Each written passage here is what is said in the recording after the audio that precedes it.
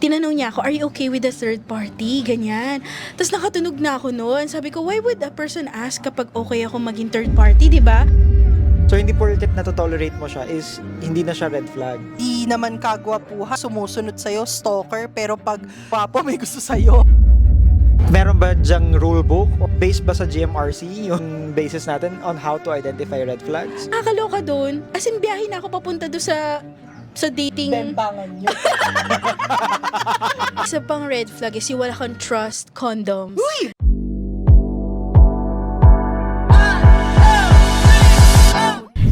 Hello! Kami na naman ang FAQ, Frequently Asked Questions. Ako si Ana, ang crypto girl ng Binance Laguna. And this is Hazel, ang God's Princess ng Etivac. And my name is Jeff, ang daddy go lucky ng Laguna. We have a very interesting topic for today. We're gonna talk about love and dating, and we are going to ask frequently asked questions. First question is about how to identify red flags. Red flag kasi para sa akin, ito yung mga tao na questionable ginagawa nila sa relationship. Hazel, kapag ba guwapo, okay na yun? No, ignore mo na lang yung red flag niya. Mahirap kasi alam naman natin ng mga tao, 'di ba? Most of us very visual. So, alam natin na 'di ba nauso nga dati yung lalaki na hindi naman kagwapuhan tapos sumusunod sa stalker, pero pag gwapo may gusto sa mga ganon. 'Di ba? Pag pag medyo chararat, tumitingin sa inisip mo snatcher, pero pag gwapo, 'di ba? May gusto agad sa So, meron talaga Double standard. may double standard pagdating sa itsura. And I think ito yung medyo mahirap Kahit saan naman, hindi lang naman basta gwapo, 'di ba? Right. Pwedeng maganda, pero Ang tanong ni Ana, before yung sa identify red flag, identify mo may red flag na yung tao, okay lang ba? Kumbaga, tanggap mo kasi nga gwapo naman. Trip na ayoko trip mo. hindi. Kasi kailangan talaga, pagdating sa mga red flags, or kahit anong pang flags yan, kasi it's already a question of your worth. Tingin mo ba, worth ka ba ng ganung sakit ng ulo? Ano ba muna yung red flag? So, sa na-mention kanina ni Hazel, yung red flag is yung mga ginagawa ng isang tao na questionable. Yeah, na later on, magmamanifest sa relationship. At ito yung magiging reason, oftentimes, why nasisira yung relationship. Oo, para So, siya mga for warning example, signs. Okay, ano yung mga examples natin ng red flags? Examples ng red flag is lack of trust sa relationship. 'Di ba? Syempre lahat naman tayo ang Yung foundation mayat ng maya, nagtatanong sa'yo, walang tiwala sa'yo. Oo. So, yun yung mga parang controlling behavior, yung wala kang trust sa partner mo. Yes. Isa pang red flag is yung wala kang trust condoms. Uy, masama yun. Red flag yun. Be safe. Yes, Ganyan. that's a red flag. Well, ako, chika ko lang, when I was in the dating phase. Parang may nakadate akong guy online sa Bumble. Tapos, parang days before we would meet, I think a day before we would meet, tinanong niya ako, are you okay with the third party? Ganyan.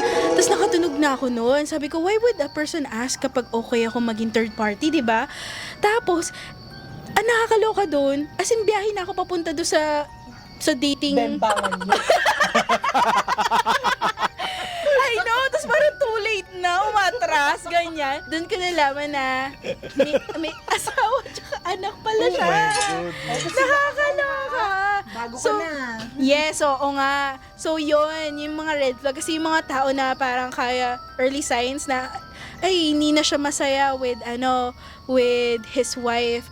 Tapos parang gusto na niya ng bagong magmamahal sa kanya, red flag yun. Huwag kayong gaganon kasi gaganunin din kayo. How to identify red flags? So, paano mo ma-identify yung mga... Bilang, lalaking perspective. Ang naisip ko lang naman, kasi may mga tao na hindi nga nila alam paano ba malaman kung okay ba itong ganito or hindi. So, parang, hanggang saan ba yun natotolerate mo? So, hindi porket natotolerate mo siya is hindi na siya red flag. Meron ba dyang rule book or, alam mo yun, parang based ba sa GMRC yung magiging basis natin on how to identify red flags? Depende talaga siya sa boundary mo Kasi meron talagang mga tao na mataas ang pain tolerance sa mga bagay. Isa pang sign kasi ng pagiging red flag is yung manipulative Like halimbawa, nag-aaway kayo, tapos siya yung may fault, tapos biglang mamaya-maya, Ikaw na. Parang ikaw yan Hey, pero bilang ex-red flag, hindi kasi may ganun na parang you would manipulate the situation para sa benefit mo, hindi para dun sa benefit ng isang tao. So, one thing is, kung mataas yung tolerance mo, kailangan mo din kasing magkaroon ng boundary. Hanggang saan lang ba yung kaya mong i-tolerate? Ang tendency kasi ng mga tao when they're in love, they have this rose-colored lenses na talagang nabubulag Blinded sila. ka, okay. Yeah, na it's hard for you to see kung ano yung red flag. I think one good rule of thumb is when your friends and your family are saying something about your partner, I think it's important that you take notes and listen. Kasi ito yung mga tao na would represent your best interest, 'di ba? Okay, gets. Yeah. Saka tama kasi ikaw as a person, meron kang group of friends that shares the same values, tapos the same din kayo na mga beliefs in lives. Tapos yung family members mo din. So it's important na ipakilala mo yung special someone mo with your friends saka with your family para mapansin nila, oh, wait lang medyo disrespectful siya sa'yo sa ganitong aspect. Hindi mo na pala napapansin. Oo, kumbaga parang blinded ka kasi nga sobra kang in love.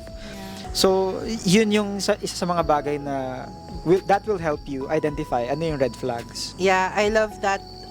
Share ko lang din as an anecdote.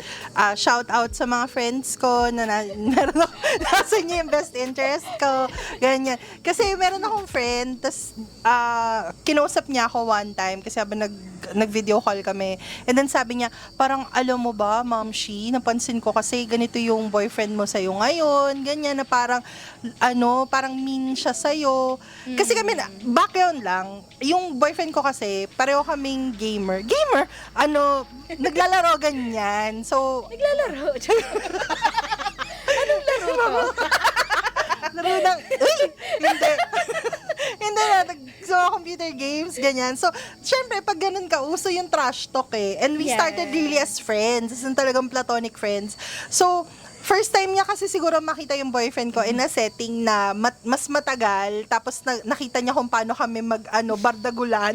So, nagulat siguro siya na parang, ay, bakit ganun? Parang, tinatawag ka niyang bobo, ganyan. Sabi ko, hindi kasi tawagan talaga namin bubo-dudu. Kaya siguro kala mo, tatawag niya akong bobo, ganyan. Tapos parang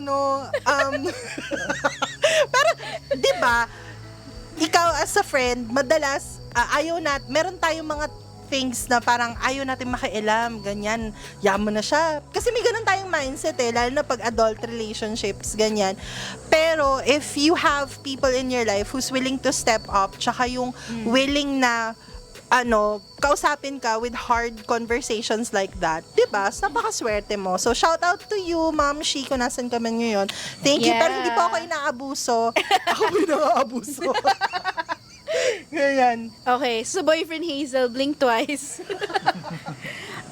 Siguro ma-share ko lang bilang marites. So I have this friend na may nakarelasyon siya for a few years. Tapos parang itong guy na to, nung una, parang always depends on her money-wise. So, parang halimbawa, bibili ng sasakyan, manghihiram, tapos sasabihin na, I'll pay you in this certain amount of time, pero it never happens. And dahil mahal na mahal siya ng friend ko, alam mo, hindi niya na kita yon as a red flag. Only until later, nalaman niya na nag-cheat sa kanya yung guy. So, nung nalaman na nag-cheat yung guy, parang, doon niya na pinabalik lahat nung parang utang ng money, ganyan. Tapos alam mo, ginaw siya nung guy. Hindi siya hinarap nung guy. Tapos yung mom pa nung guy, yung humarap dun sa friend ko na yon, na parang, it's so red flag talaga. Tapos, she learned the hard way. And tinanggap naman niya yon na some are charged to experience talaga. And that's the reason why it's important to spot red flags. Kasi ito yung mga early signs na time-tested na this might manifest later on sa relationship. Saka feeling ko important din na at the end of the day, bago ka matulog, mag-self-reflect ka. Yeah. Like, eto bang mga aspects na to na I feel respected? Like, sa privacy, in terms of your finances, parang balance naman ba? Hindi ka ba na-abuse? Siguro not siguro. Dapat magre-reflect ka kung within the acceptable range yung mga yung galawan ninyo sa relationship. Yun, kasi kapag hindi na, you have to communicate kung hanggang saan yung boundaries mo. Yeah. Totoo. Kasi tsaka dapat malaman mo din why are you parang going into that relationship. Kasi tatandaan natin, parang basic lang naman why you're being in a relationship is to find, kumbaga have parang yung highest good ng isang tao.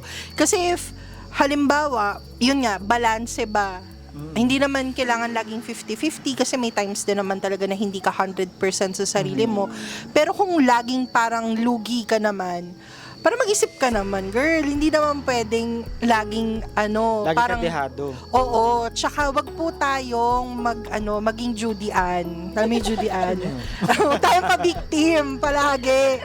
Ganon. Hindi, Very millennial yung reference. Piling ko Gen Z ako eh. Paano? Piling ko millennial yun. Hindi, pero totoo kasi there are really situations wherein you feel na tatanggapin mo na lang talaga kasi mahal mo. Pero katulad ng sa friend mo, 'di ba?